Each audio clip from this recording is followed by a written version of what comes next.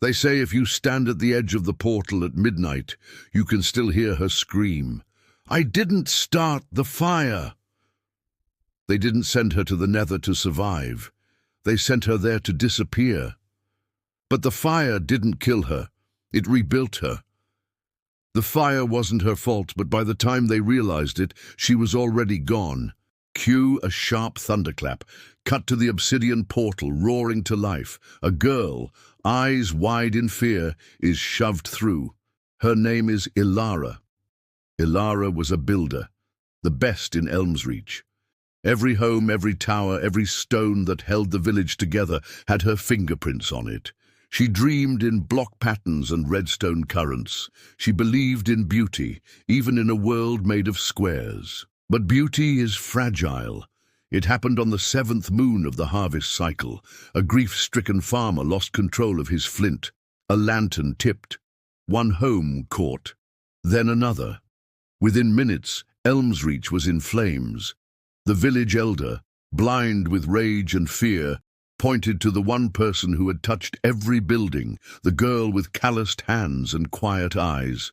No trial, no voice. They activated the old portal, one she had helped build but never dared enter. She screamed only once, not for help, but for truth. It echoed against the obsidian as she vanished into the Nether. Elara woke choking on smoke. The air was thick, the sky was wrong. Red, bleeding, heat pressed in from every side like a vice. She should have died in that first hour. She ran from the ghasts, hid from piglins, collapsed beside a warped forest tree, her last golden carrot clenched in her hand like a prayer. But something was watching her. The ancient ones say the Nether is alive, that it calls to those who don't belong, that it tests them. And Elara, she wasn't just surviving, she was changing. One night, delirious from hunger, she stumbled into a Nether fortress and found a wither skeleton who spoke, not in words but in memories. Visions flashed of other banished souls, of betrayals, of pain, and of power. They showed her the truth. The fire was no accident. The Elder had struck a deal with dark forces. Elmsreach had been a sacrifice. "You were the only threat," the voice whispered from within the bone. "Your mind could build or destroy." The skeleton extended a sword, black as the void. "Take it. Become what they fear." Elara trembled.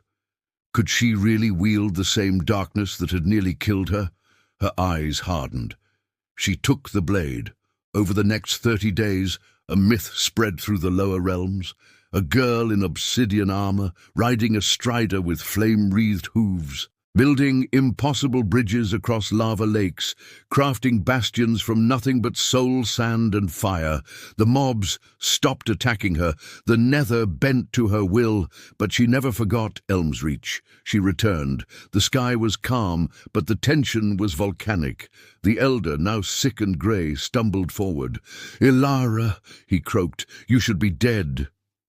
She said nothing. Her armor smoked, her blade hissed as it touched the rain.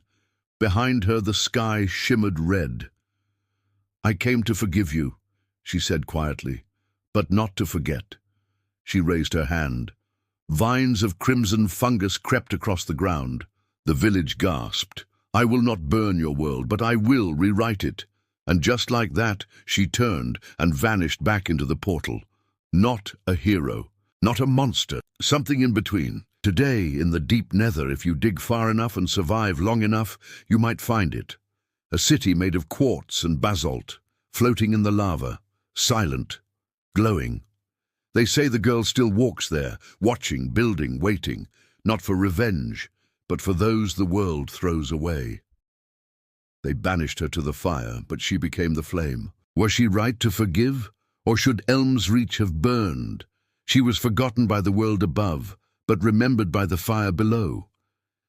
If you believe that no one deserves to be buried for someone else's crime, if you believe that even in the darkest places a spark can rise, then share her story, comment what you would have done.